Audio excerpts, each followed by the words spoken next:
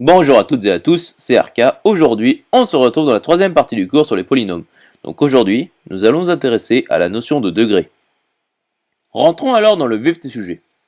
Donc le degré est l'indice du coefficient dominant qui est non nul.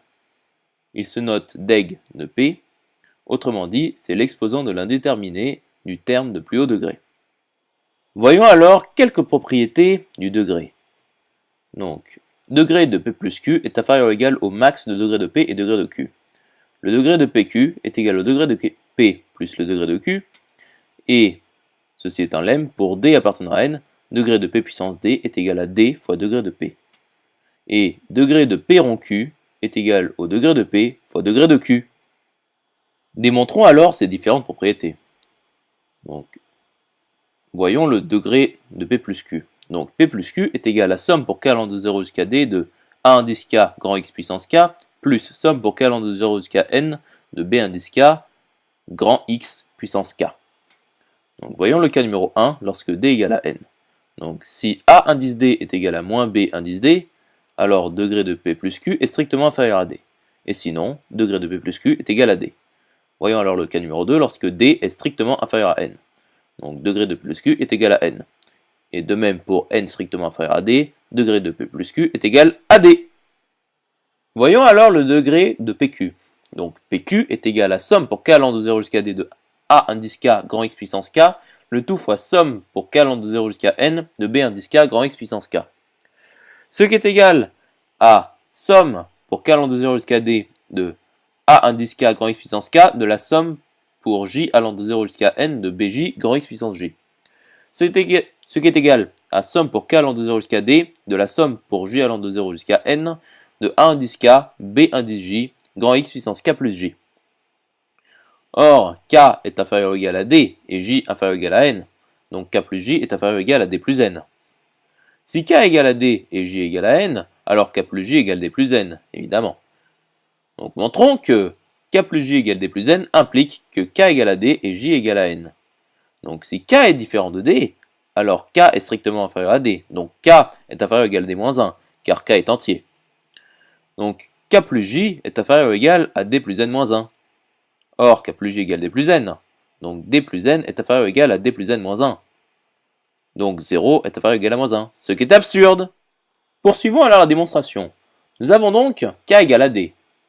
K plus J est égal à D plus J. Or D plus J est égal à D plus N. Donc J égale à N.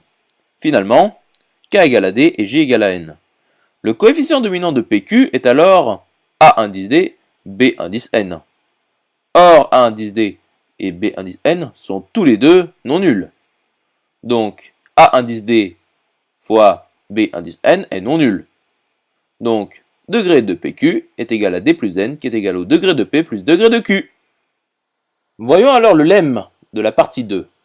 Donc déterminons degré de P puissance D. Donc pour n appartenant à n, soit Hn, qui est la propriété qui dit que degré de P puissance n est égal à n fois degré de P. Donc faisons l'initialisation. Donc nous savons que degré de P puissance 0 est égal à degré de 1 qui est égal à 0.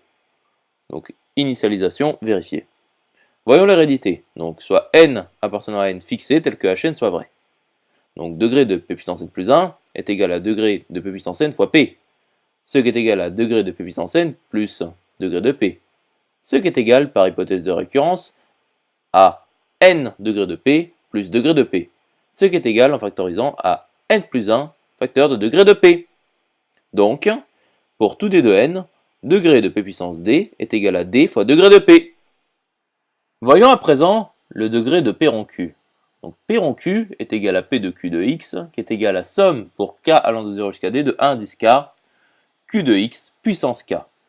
Ce qui est égal à précisément à somme pour k allant de 0 à d de a indice k fois somme pour j allant de 0 jusqu'à n b indice j grand X puissance j, le tout puissance k. Et degré de somme pour k allant de 0 à d de a indice k q de x puissance k est égal au degré de an fois q de x, le tout puissance n. Car les coefficients de degré inférieur n'affectent pas le terme de plus haut degré. Ce qui est donc égal à degré de q de x puissance n, car AN est non nul, ce qui est égal à n fois degré de Q. Et ceci est égal à degré de P fois degré de Q. J'espère que cette vidéo vous aura plu et vous sera utile. On se retrouve dans la quatrième partie.